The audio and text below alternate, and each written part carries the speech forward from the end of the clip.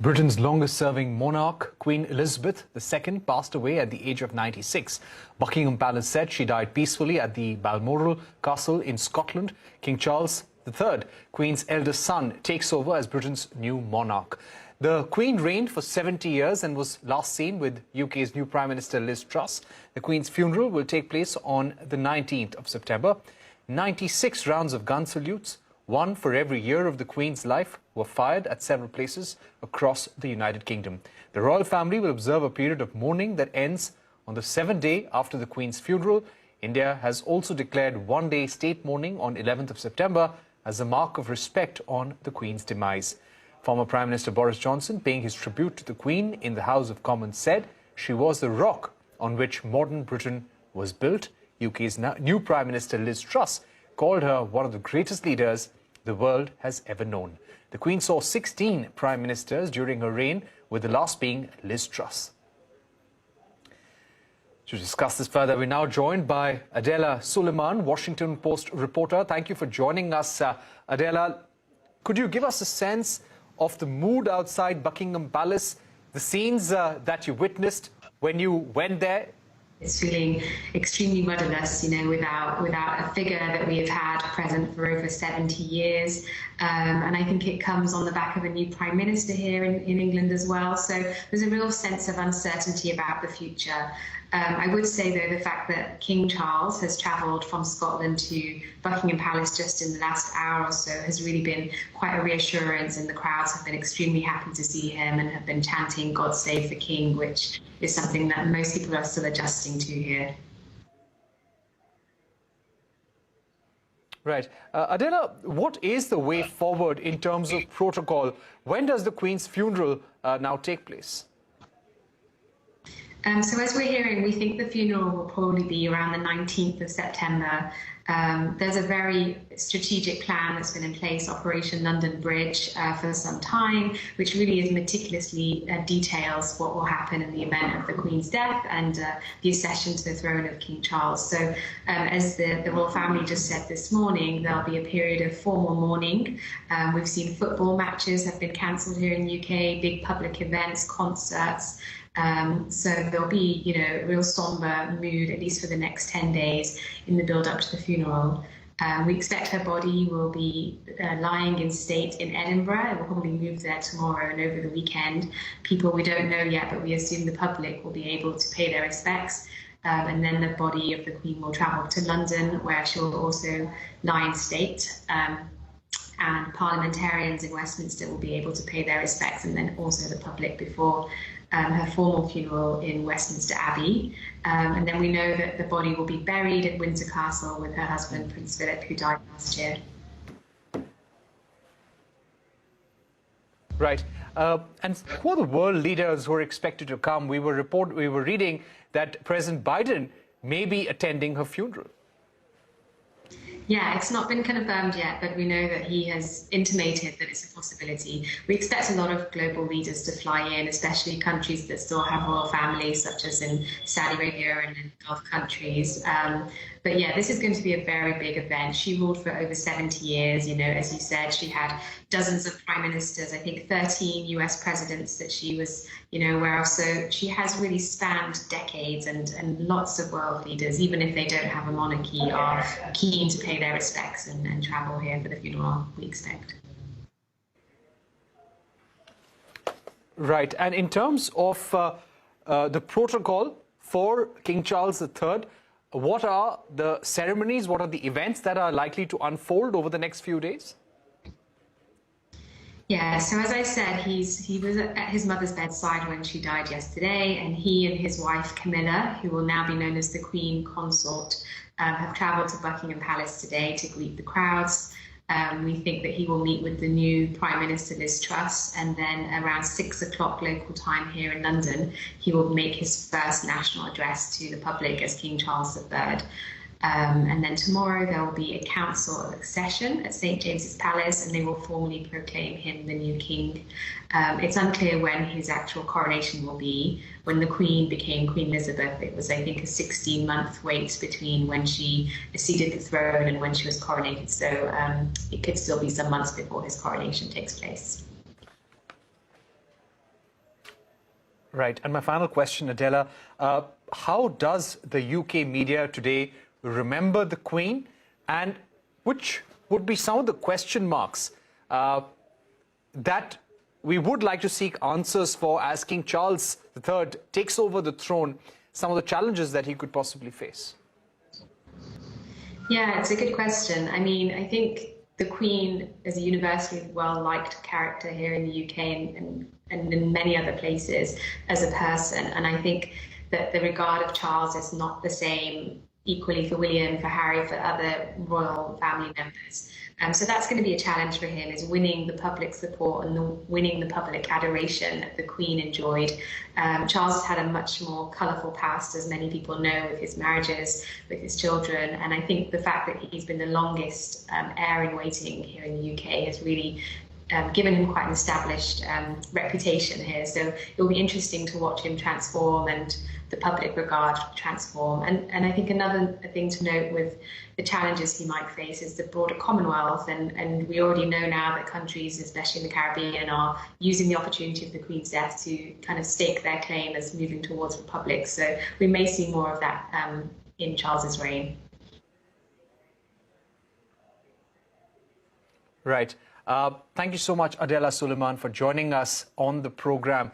So what does the Queen's demise mean for the monarchy? I caught up with Andy Street, Mayor of West Midlands in the United Kingdom, and began by asking him about Queen Elizabeth's contribution to the monarchy and Britain's politics and their people as well. Take a look. The contribution of the Queen is just immense, very difficult to put into words. But I think for over 70 years, she has been the uniting force for the whole country and indeed the whole Commonwealth. And the way in which she was able to relate to everybody, whatever their background, whatever their faith, whatever their politics, has really drawn people together. And she's seen this country and indeed the Commonwealth through some very turbulent times for being that. So we will miss that incredibly. But I am confident that actually the new king, Charles III, will actually do the same thing. It's the feature of the monarchy over centuries. It rises above all divisions and is that uniting force. So I hope Charles will continue in the spirit of his wonderful mother. Right. There are also a lot of reports today questioning whether King Charles III will get the same respect in England and also across the world. What do you feel? That's a very interesting question. I'm sure he will get the same respect because people here understand that actually he is now the monarch and it is the institution that has the respect. I'm sure he's very well aware today, though, that he won't necessarily have the affection and the sort of love and warmth that the Queen had, because she had years to demonstrate that. All the people she connected with individually, and of course how she connected with people even she'd never met them, because people had that affection. So of course everyone would accept that's going to take time for the new king to build in the same way. Right.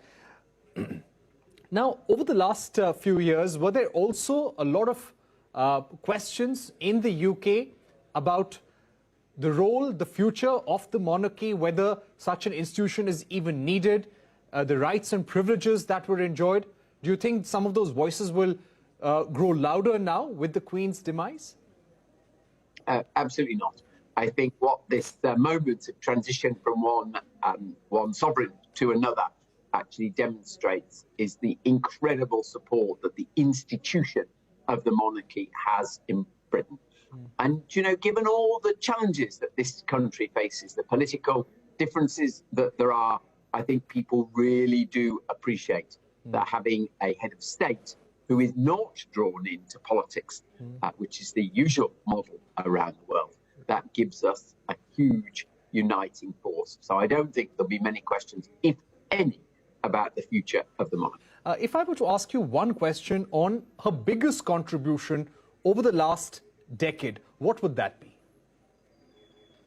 Biggest contribution over the last decade? Well, I think the values that she has shown in how she's done her job, because actually what she's shown is an incredible selflessness. She's shown that public service must be done in a way that demonstrates inclusivity. It shows equality between everyone she dealt with. So her contribution is to show how the job should be done, and then it will be done in a similar way by her successors. So it's setting that moral standard that everyone else must aspire to. Right. The biggest challenge that she faced in her 70-year reign, according to you? Perhaps the most difficult and darkest hour that she had to face and overcome. So the challenges that she faced over the 70 years, well, I'm sure she would have said that they were many. She had some personal challenges in her. The mother and the grandmother, I'm sure they acute on her mind. But perhaps the single biggest challenge that connects 1952 with 2022 is to steer Britain through its changing role in the world. Back in 52, there was still a British Empire. There was still all the post-war uncertainty about Britain's role in the world. And now, of course, there is a Commonwealth of equal nations. And I think the skill with which she's navigated that change over many decades really speaks volumes to her intellect and her leadership.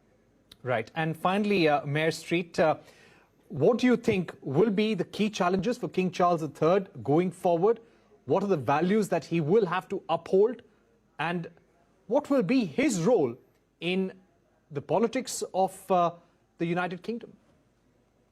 So, interesting way you asked the question, because actually his role in the politics, in a pure political sense, is nothing, is nil. And what he actually has to do is demonstrate political neutrality, which means that everybody, whichever side of a political debate you are on, still sees him as the sovereign, the head of state of the country.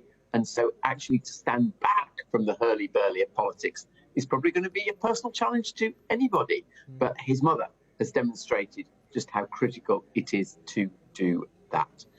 So I think that's actually, as an incoming king, he'll have incredible goodwill. Everyone will want him to succeed, but demonstrating that neutrality, but continuing to show the way in which he does business, that morality, that will be the path he's got to navigate.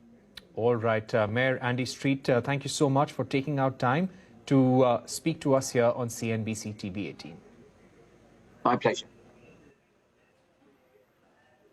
All right, so that was Mayor Andy Street paying his tribute to the Queen and also tell us about the challenges that lie ahead for the UK monarchy. We're going to take a short break, but coming up, India and China agree to disengage at one standoff point in Ladakh. The moves comes ahead of a potential meeting between Prime Minister Modi and President Xi Jinping at a summit in Uzbekistan next week. A special discussion when we're back. Welcome back. You are watching Global Eye. There has been some breakthrough in the long-standing India-China border dispute. Both sides have begun disengagement of troops from the disputed Gograhotsprings area. India's External Affairs Ministry said the disengagement process will be completed by the 12th of September. This is the fourth friction point seeing disengagement of troops, but troop deployment continues in few other spots in Depsang, Demchok and other areas along Ladakh and Arunachal Pradesh. This comes ahead of a potential meeting between Prime Minister Narendra Modi and Chinese President Xi Jinping at the SCO summit in Uzbekistan. To discuss this further, we're now joined by Lieutenant General Satish former Chief of Integrated Defence Staff, Anil Trigunayat, former Indian Ambassador and Distinguished Fellow at the Vivekananda International Foundation. Gentlemen, thank you very much for joining us. General Dua, how significant is this? Earlier, we've seen disengagement taking place at Pangong So, at the Finger area, at Galwan. So now this is the fourth friction point that we are hearing about. Some sources, the security establishment, say that majority of the friction points that had emerged after April 2020 have been resolved. Would you go to the extent of saying so, or would you like to hold your horses? First of all, Parikshit, it's a heartening sign because the last such disengagement took place over a year ago, because it was in August last year that we disengaged from 17 Alpha, PP 17 Alpha, 17A. So I think it's a heartening sign. We are making some progress. The progress is slow, but it has always been the case as far as India-China face-offs, standoffs, or disagreements on the LAC are concerned.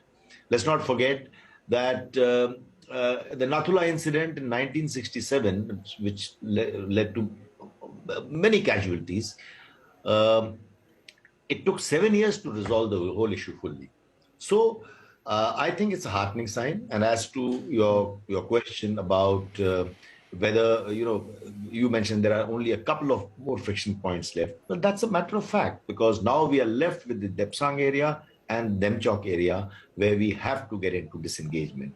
But let's also remember that while this disengagement is a heartening sign, but it's only disengagement so far. Disengagement means that you have pulled back from a face-to-face or an eyeball-to-eyeball or a place which can sometimes it can trigger off and unnecessarily avoidably trigger off a clash. So to that extent, it is disengagement. They're pulling back to safe distances from each other, but de-escalation has to start. We have to pull down our troops from the plateau, and that may take a while. I was looking at the statement of the Ministry of External Affairs, Ambassador Trigunayat. Now, that did not mention that we will revert to positions as existed before April 2020.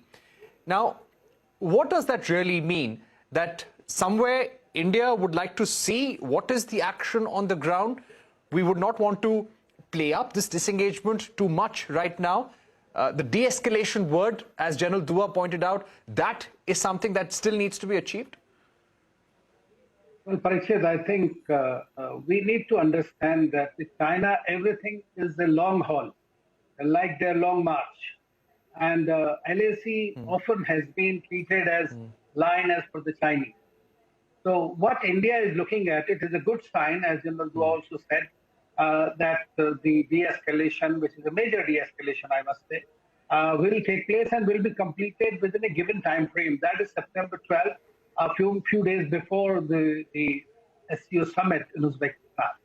So what India's statement is very clearly, it has been that India wants a status quo of April 2020, and that has to happen eventually.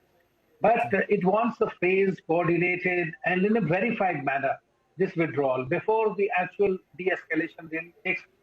So currently it is happening, the disengagement, and this is the fourth branch of it. But why is China doing now? Is obviously, one thing is that with the Chinese, everything goes. There are domestic issues in China, as you know. Today they are playing up on their mind. The CPC meeting is coming up where Xi Jinping might be once again coronated for another term of a lifetime. So that is what he's looking at. He does not want more friction points. Already with the US, there is the escalation which is taking place. There is a problem with them in their domestic sector, in the economy is under stress. So obviously for the Chinese, there are certain possibilities they don't want to open yet another front. And so that's why they are looking at it. SCO is a China-centric organization. If you know, it was Shanghai 5 and it's based out of Shanghai, and they want that if something has to be moved into the SCO format as well, India has to be on board. And when the two leaders of the two most important countries in this region are present there and planning to meet and going to be face-to-face, and you know that just before the BRICS summit, we had the visit of the Chinese Foreign Minister Wang Yi, which just with an unannounced visit that took place. So even at that time, they were hoping that if there is a face-to-face meeting and a visit, fortunately, this was a virtual summit. So now there's going to be a face-to-face meeting. Some results have to be shown. And for India, has very clearly, as Prime Minister Modi earlier has said, the sovereignty is supreme for us. And peace we want, but on the terms which are equitable and which are honorable. Right. So you're saying that this has taken place at the instance of both leaders in order to show some sort of deliverables, some sort of reason to their respective countries as to why this meeting is taking place. Without this disengagement at GograHotsprings, it would have been difficult to justify this meeting. Is that what you're saying, Ambassador Trigunayat? Well, obviously, otherwise there was no reason to talk. Bilaterally, there is nothing to talk if you have the problem on the border. So India has been maintaining that China has to indulge in the status quo and revert to that. which they have been doing, and there's always an incremental way that has happened. Now, this after 16 meetings, we are seeing the fourth de-escalation. I think that this is one thing. I mean, otherwise there was absolutely no reason for us to talk. There is nothing else to talk if there is a problem that goes ahead the way it has been going on the borders.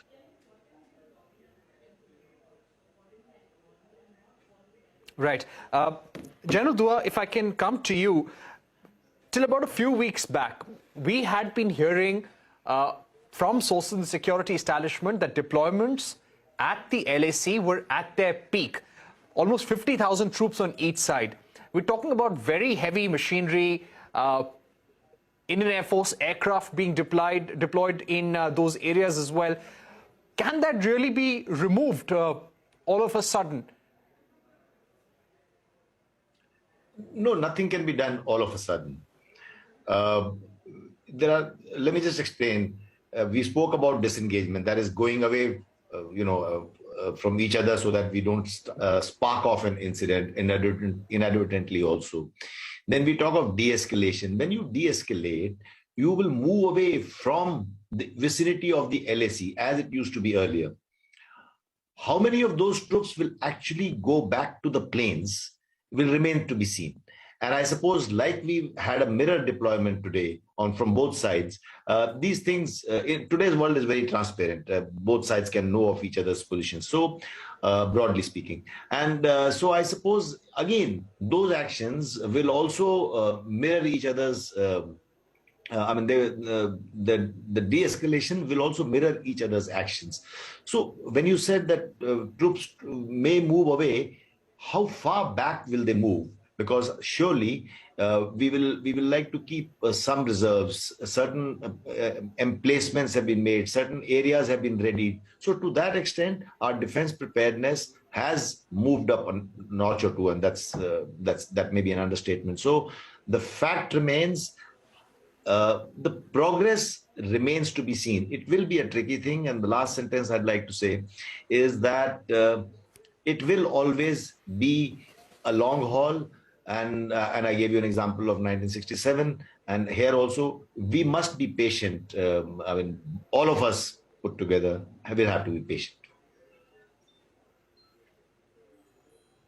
Right. The situation at the border will be guided by the political consensus between the leaders, between Prime Minister Modi and President Xi. The political relationship will guide the military tensions on the border. Do you feel that India would continue keeping up its guard at the LAC, considering what has happened in Galwan? The preparedness vis-a-vis China along Ladakh, along Arunachal, is not going to change now. I'll put it this way, that we never let our guard down, whether it is LAC or LOC. Border guarding and border management are two different things. So we don't let our guard down. And even in the spirit of cooperation and de-escalation, the guard will never be lowered. So that is what I said. How far back will we move our troops? Our readiness to be able to mobilize at a short notice, our preparedness to be able to launch if required will remain. And to that extent, in this last 2 years, in the standoff, our infrastructure and our readiness posture have only improved. Right. General Dua, Ambassador Trigunayat, thank you very much for joining us on this segment on India-China LAC tensions and what does this disengagement at GograHotsprings mean before a possible meeting of Prime Minister Modi and President Xi Jinping at the SCO summit. Thank you for joining us and goodbye.